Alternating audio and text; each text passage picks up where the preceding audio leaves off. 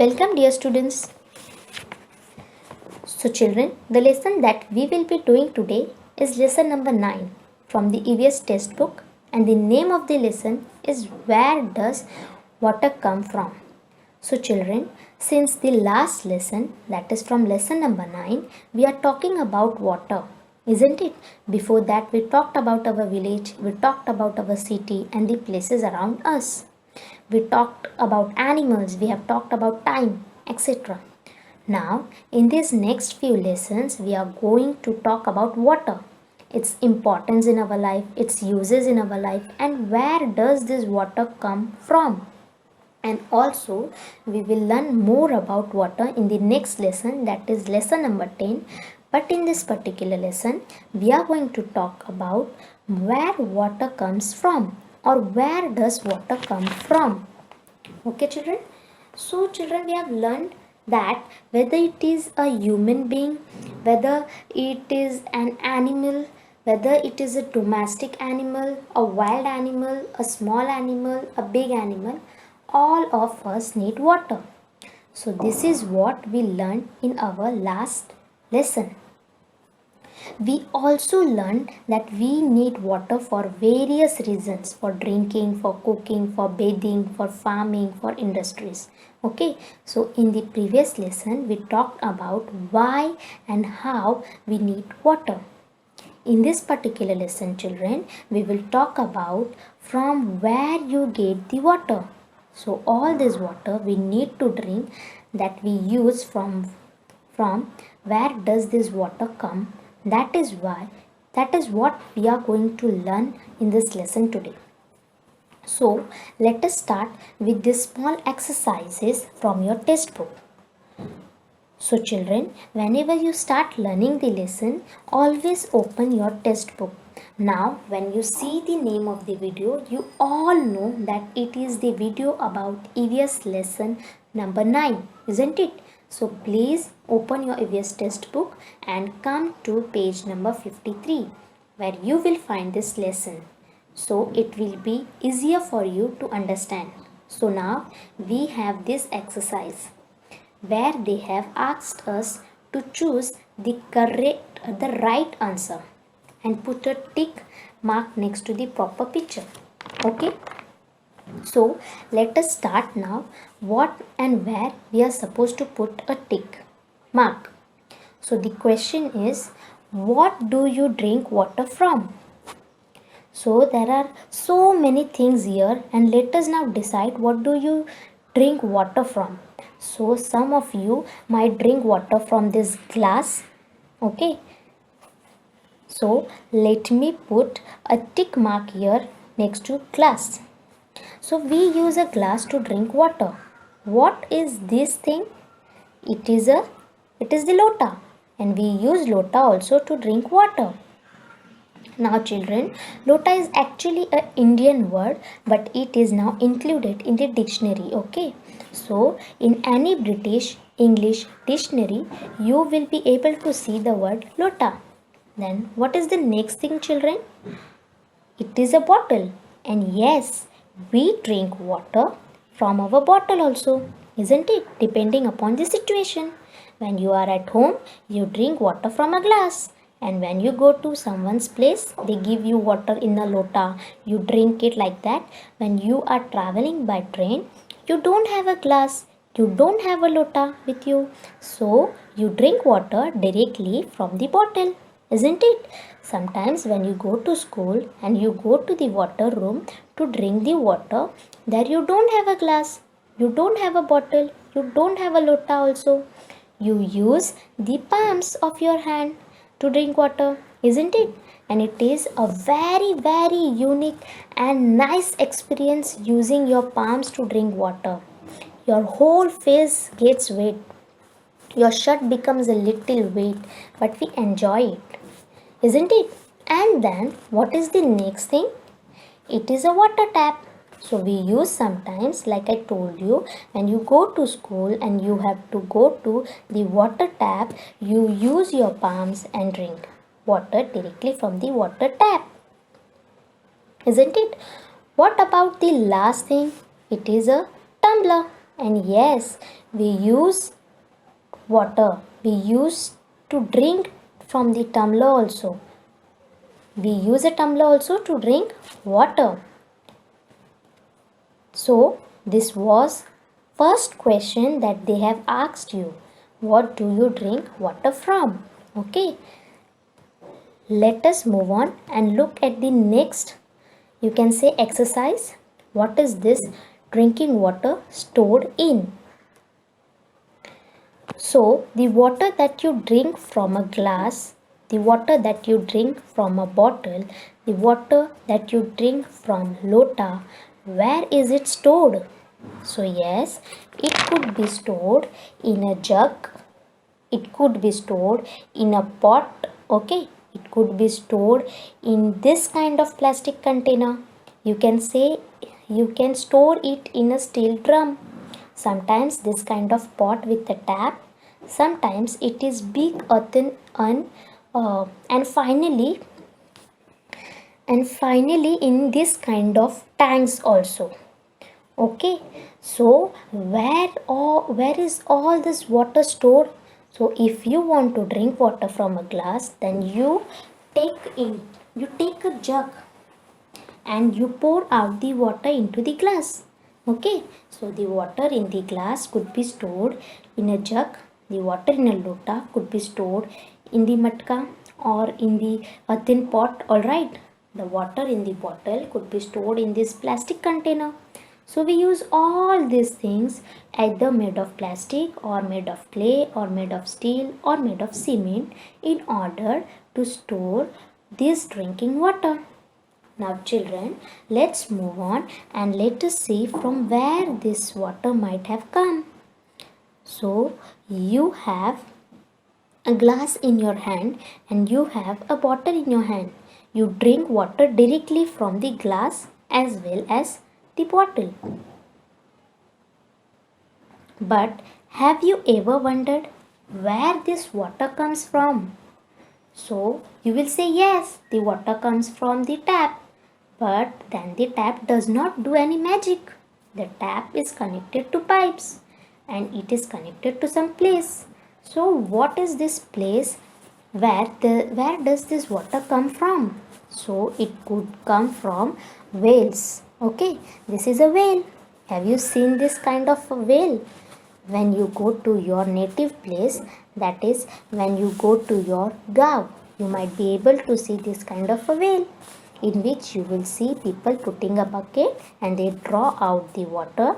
Alright, have you seen this kind of a place where there is a wall made in order to stop the water and water is stored there? This is a dam. Sometimes the water that we drink also comes from a hand pump. Now this kind of situation will be there those who are living in a village. Okay, sometimes when we live in a village, we go directly to the hand pump in order to draw out water which is there inside the earth. Then children, there could be a river from which you draw water. This could always be a situation for some of us who live in a village, okay, where there are no pipes, where there are no taps.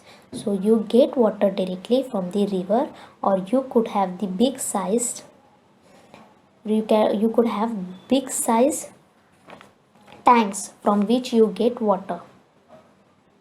So all the water that we drink, all the water that we stored could come from any one of these places. It could be from a well, it could be from a dam, it could be from a hand pump, it could come from a river or from a tank. Okay, let's move on and look at the next point in our lesson. So why is this person confused? Because there is certain questions which he wants answer for, just like us. So we saw that we drink water from a glass, we drink water from a bottle, we saw that we stored water in a jug, in a drum. We also saw that this water comes from a well or it comes from a dam. But where does the water come from? In the well and in the dam. So how does water enter the well? How does water get it into the dam? From where does the water in the hand pump come from? So all this water, or all the water that we get, all the water that we use, it comes from rain. So whenever there is rain, you will see that there is water coming down from the skies to the earth. Look here, like this. And now this is a very common sight, children, nowadays. Why? Because it is the rainy season, okay? And in the rainy season, even now, as in recording this video, I can hear the rain outside my window, and I am sure you will be able to hear it wherever you are also. So during the month of June up to September or sometimes October, you will see that it continuously rain, and all the water that we get, that we use throughout the year, it comes from this rain. So the rain is the main source, or you can say the most important source, from which all the other sources of water are born. Because it rains, you get water in the well. Because it rains, you get water in the ponds. Because it rains, you get water in the river, etc. If it would not have rained, children, we would not have got water from anywhere.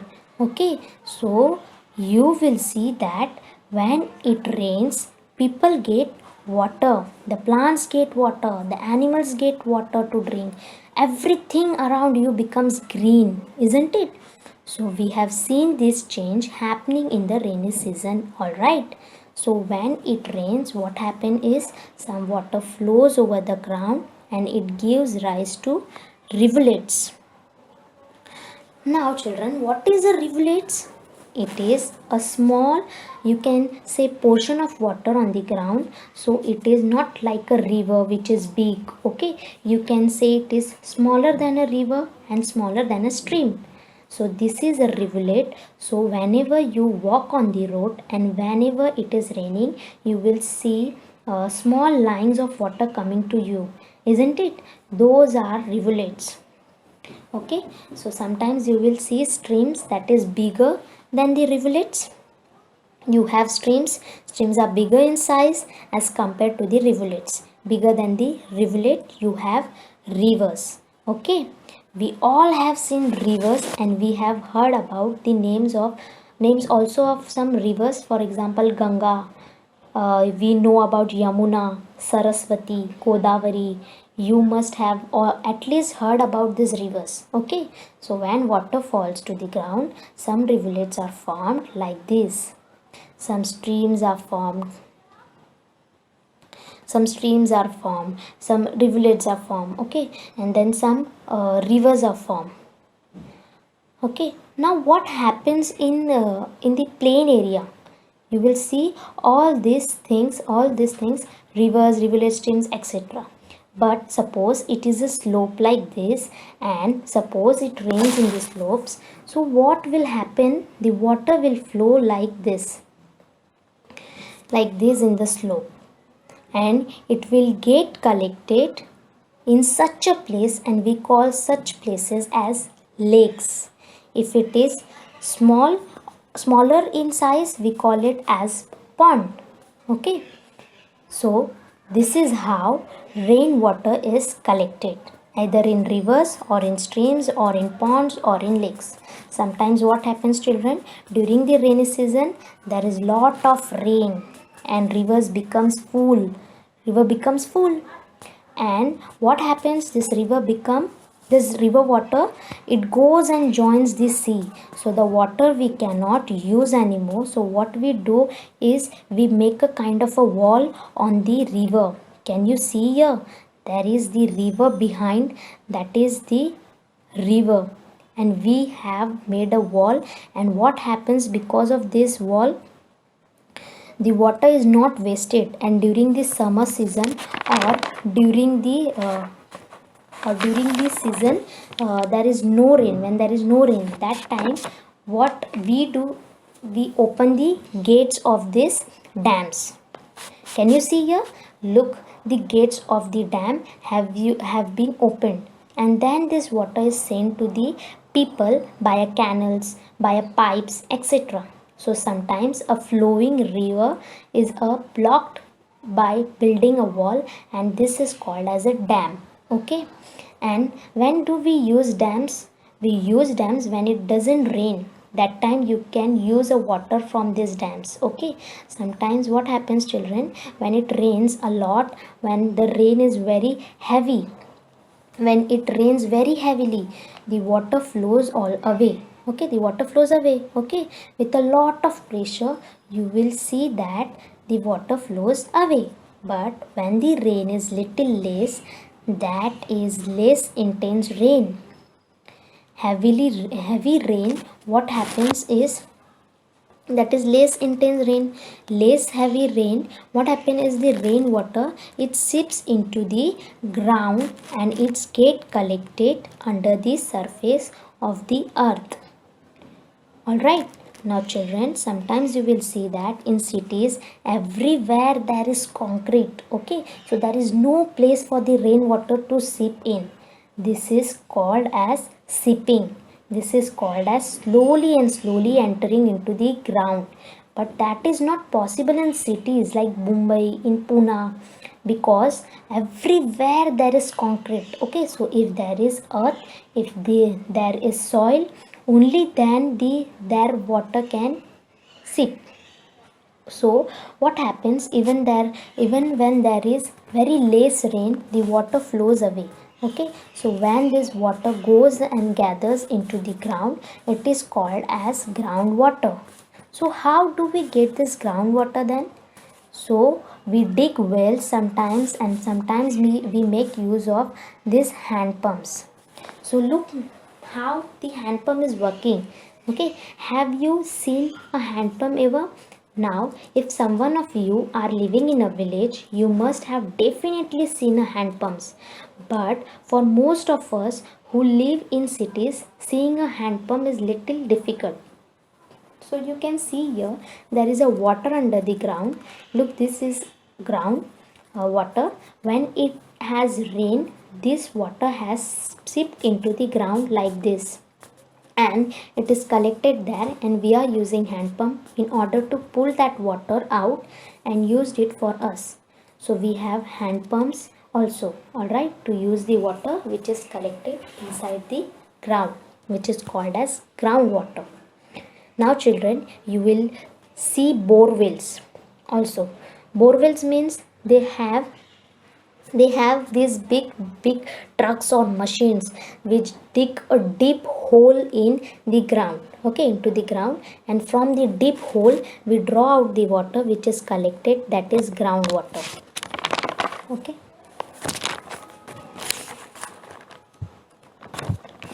so we have bore wells. Sometimes you will see, children, water coming out from small cracks in the ground, and these are called as springs. Can you see here water coming out?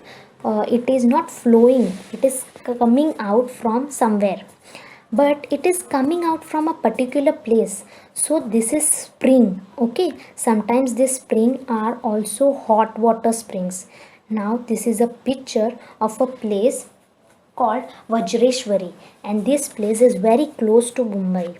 That is why I am showing you this particular picture. Now these two tanks that you can see there are hot water springs inside these tanks. No one has put them there. They are natural springs, hot water springs. So in this spring you have ordinary water coming out, normal water, but in this spring you will see hot water. So what people do is, people believe that this hot water has got sometime medicinal use. Okay, so people come from far away places and they have bath in this kind of spring water in Vajreshwari. Okay children, so this is spring. I told you now, this is a hot water spring, and this particular place is Vajreshwari near Mumbai. Okay, there are other places in the world also where you will find this kind of hot water springs. Can you see this? This is one more hot water spring somewhere in the world. Okay, so water can come out in the form of this hot water springs also. Now there is a small box in your lesson which tells you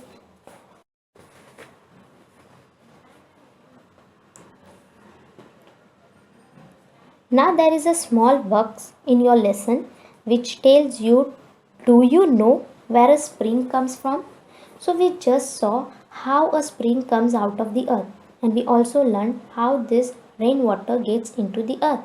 Okay, now sometimes what happens is after the rainwater enters into the earth, after it collects inside the earth, after it becomes groundwater.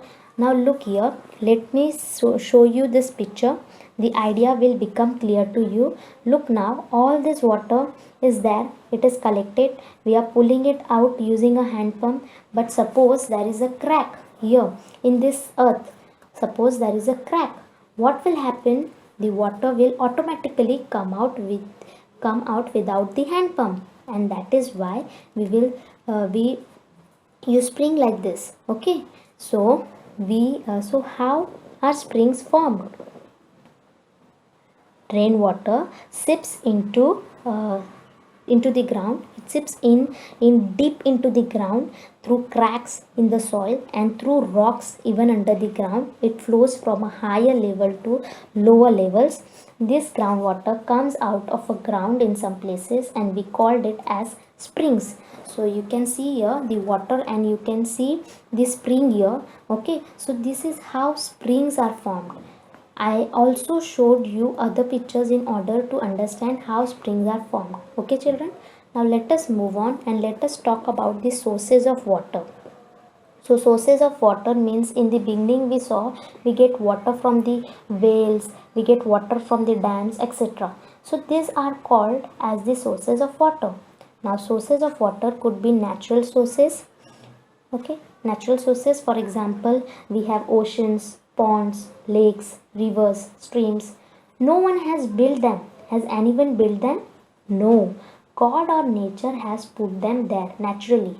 No one can make an ocean. No one can make a river. Okay, no one can make a stream. It is naturally formed, and we get water from all these places. So they are called as the natural sources of water. We have certain sources which we make. So we have wells, which is man-made. We have tube wells, which is man-made. Look, we have made this, isn't it? God has not put it there. So these are man-made. Dams are man-made sources of water. All right. So all these are man-made sources of water. Now let us talk about other sources of water, that is the river. How are rivers formed? So in your textbook there is a small you can say box in which they have told you how a river is formed. So let us see, let me show you using this beautiful picture. So look, when there is a high mountain, so this is a mountain area, okay, and when it rains, when it rains, this mountain area, that is this mountain area, when it rains in this mountain area, so just imagine that it is raining in the mountain area. I told you whenever it rains, water is formed. Okay, water is formed, rivulets are formed. So there are small rivulets formed like this. Can you see some rivulets here? I have shown you rivulets using the red arrows. Look here, the rivulets. Now this small rivulets, they join together and they make a river. Look, the river, all right. Look, one more river here. So you can see the rivulet joining together and making a big river. So when rain falls on high places like mountains, the rainwater flows downhill, means it flows towards the ground, it flows downward, and in some places small rivulets of water are formed, and these rivulets of water, they join together to form a river. In some places you will see that these rivulets collect in a place and ponds are formed. Okay, this is also an important point for you to remember. So this is how children rivers are formed. So now rivers are water bodies, streams are water bodies, okay, lakes are water bodies. So let us now see what are water bodies or bodies of water. So you have a waterfall, which is a water body. You have strait, which is a water body. Ocean, which is a water body. Lake, which is a water body. Pond, which is a water body. River, bay, wetland, all these are water bodies. Okay. So there are water bodies on the earth and there are landforms on the earth. So what are landforms? Places where there is land. Okay. Places where there is land. What are water bodies? Places where there is water. Okay. So look, hill. A hill is a landform. A mountain is a landform. A plain is a landform. Valley, desert, canyon, all these are landforms. Okay, children. So this is also a point in your textbook. So we are not leaving out any point in your textbook. We are covering all the points possible from your textbook. So now we talked about how the river is formed, water bodies, water landforms, and also how springs come up. Let us move on and do this exercise related to the map. Now here it is very important for you to keep your textbook open because you may not able to see the places clearly on the screen.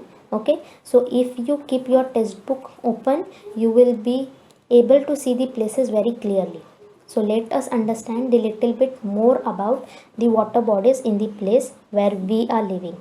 So we all live in Mumbai. Okay, so let me try and tell you about the water bodies in Mumbai, where you might be living in some other place in Maharashtra. While you might be living in some other place in Maharashtra. So in your textbook you might have another map, not the map of Mumbai. But I will show you the map of Mumbai.